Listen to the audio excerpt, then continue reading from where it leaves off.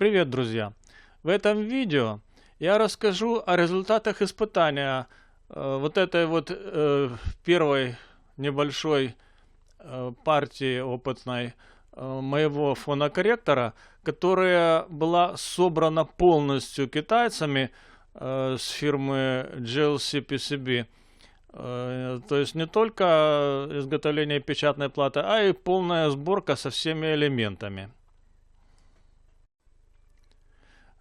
Печатные платы изготовлены по моим герберам.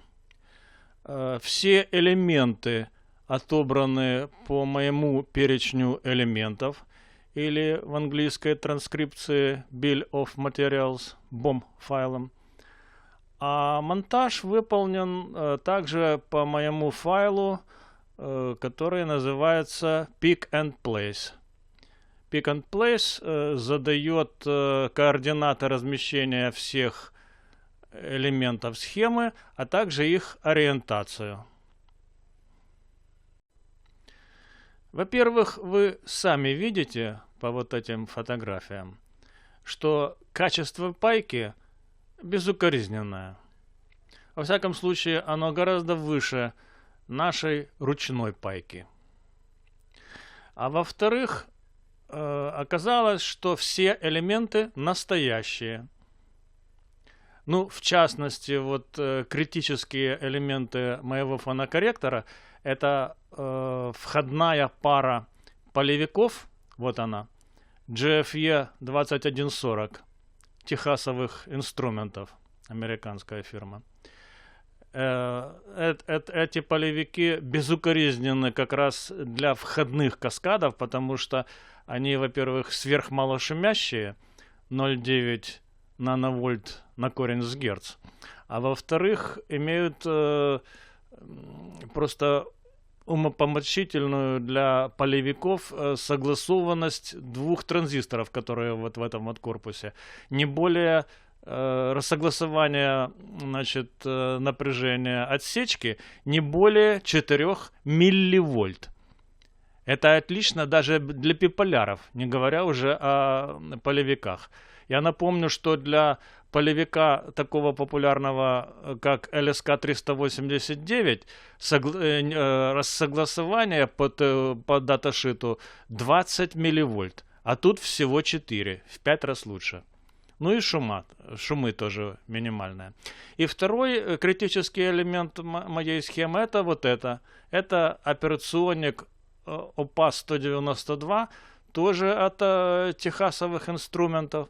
Чем он уникален, это тем, что при полевом таки входе, то есть без входных токов, у него смещение нуля не более 5 микровольт. Не милливольт, а микровольт. Это новейшая серия операционников, которая идеальна для сары по постоянке. Я его использую и здесь, в своем фонокорректоре, для того, чтобы не использовать вообще никаких электролитических конденсаторов разделительных. И его же использую и в ВВшнике 21, в саре по постоянке. Вот. Так что я могу только подтвердить, что недаром даже фирма Apple заказывает изготовление своих яблок в Китае. Вполне вероятно, даже на той же самой фирме GLC PCB. Собственно, испытания организовал в нашем берлинском филиале Юра Панченко, мой старый друг, которого вы все знаете под псевдонимом iYub. Он обеспечил кабеляж, блок питания двухполярный, вот такой, на плюс-минус 18 вольт, с контролем напряжения. Ну и измерительный стенд. Вот это кабеляж для подключения к измерительному стенду на основе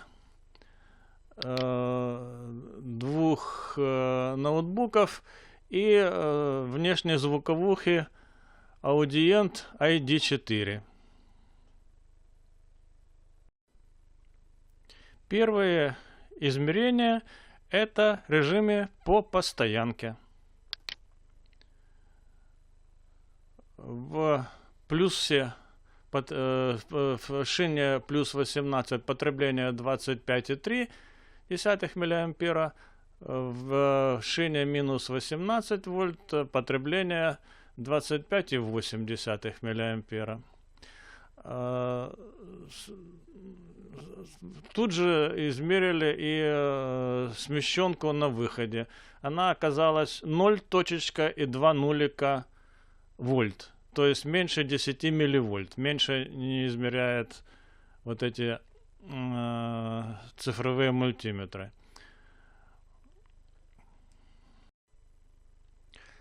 Сравним эти данные с расчетными режимами. Для чего откроем Microcap 12 и посмотрим, что, во-первых, ну давайте сначала посмотрим постоянное напряжение. Значит, питание у нас 18 и минус 18. Так. На выходе у нас минус 5 микровольт напряжение. Так. Значит, а токи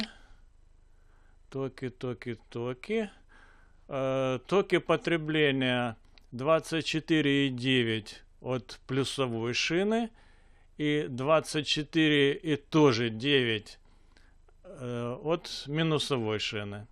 Ну, то есть по 25 мА. Как у нас тут и было. Ну, различие небольшое. Но самое интересное, давайте посмотрим сейчас, конечно же, на АЧХ. Вот это АЧХ измеренная. Белая линия — это реальная АЧХ, то есть с подачей свиптона на вход непосредственно с генератора. А зеленый — это подача через анти-РИА цепочечку. Что мы тут можем посмотреть? Значит, если на 1 кГц принять сигнал за 0 дБ, то на частоте 20 кГц имеем минус 18 дБ. Запомним, так? И тут на частоте 30 Гц у нас плюс 17 дБ, а на частоте 20 Гц плюс 16 дБ. Значит, минус 18 плюс 17 плюс 16. Это реальное измерение. А что у нас теоретически с АЧХой? А с теоретической АЧХой давайте проверим, что у нас. AC Run. Вот наша теоретическая АЧХ. Значит, сюда я ставлю курсорчики. Это курсорчик на килогерц поставлю. И что мы имеем? На 20 килогерцах минус 18 дБ. 20 килогерц относительно килогерца минус 18 дБ. В точности столько же, сколько и здесь. В реальном измерении. Смотрим на 30 Гц и 20 Гц. Поехали на 30 Гц. 30 Гц. 17,6 дБ. В реальном измерении у нас 17 дБ там. И ну, напомню, да, где тут у нас оно, вот оно, видите, максимум тут на 30 с небольшим герцах 17 дБ. На 20 герцах уже легенький завальчик должен быть, это из-за постоянное времени 7950 микросекунд, тут 16 дБ. Давайте посмотрим расчетное. Значит, на 20 герцов у нас сколько? 16,9. Ну, вот так. Это что касается АЧХи. То есть АЧХ тоже фактически идеально. Ну и перед окончанием этого цикла я хочу еще заострить ваше внимание на одном измерении, которое мы здесь как-то, ну, Юра этого не делал, потому что это сделать достаточно сложно. А я здесь покажу, что вот у нас есть мощности рассеивания. Так вот, я показываю, что на выходных транзисторах у нас рассеивается мощность по 180 милливатт. Вот это 179 милливатт верхний выходной транзистор, и нижний тоже 180 милливатт. Так? А вот самый горячий транзистор, это вот этот вот генератор тока входного каскада, 211 милливатт. Ребята, что это такое и почему я заостряю на этом внимание? Потому что многие сетуют на то, что у меня, значит, в фонокорректоре эти 3 транзистора горяченькие. Так, ребята, они и должны быть горяченькие. Почему? Потому что 200 милливатт вот в таком вот корпусе небольшом, вот эти транзисторы рассеивают по 200 милливатт. Раз, два, три. Вот эти. Но они же, смотрите, видите, там на площадочке распаяны. Там площадочки площадью 6 на 4 миллиметра. Это 24 квадратных миллиметра. Что мы имеем по техническим условиям? По техническим условиям на эти транзисторы мы имеем, что они вообще, в принципе, умеют рассеивать 1,33 ватта. А у меня они рассеивают сколько? 200 милливатт. Понятно? То есть они хоть и горяченькие, они в нормальном своем режиме. Они на то и, значит, тут такие применены, что они BC846, как вот в этом каскаде, во втором, да, а нормальные транзисторы, которые умеют рассеивать больше ватта. А реально они у меня тут рассеивают 200 милливатт. Так что не боитесь, все в порядке и с этим вопросом. Ну что, сегодня вы воочию убедились в 2 вещах. Первое – это то, что схемы, спроектированные в микрокапе, в железе работают точно так же идеально.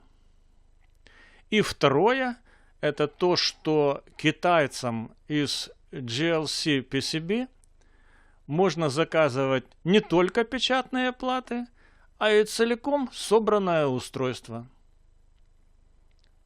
Вот такое. Как мой фонокорректор. Вы можете зайти на мой Patreon, там скачать Gerber файлы, Bill of Materials и Pick and Place. И заказать с этими 3 файлами вот такой красивенький фонокор SU-21 версия 7.2. Китайцы вам его сделают дней за 5 и пришлют недели за 2, за 3. И пользуйтесь. Не надо вам ничего будет паять, кроме как входные, выходные экранированные кабеля и земля и питание. Плюс-минус 18. Все. На сегодня все. Удачи! Всегда ваш Николай Сухов.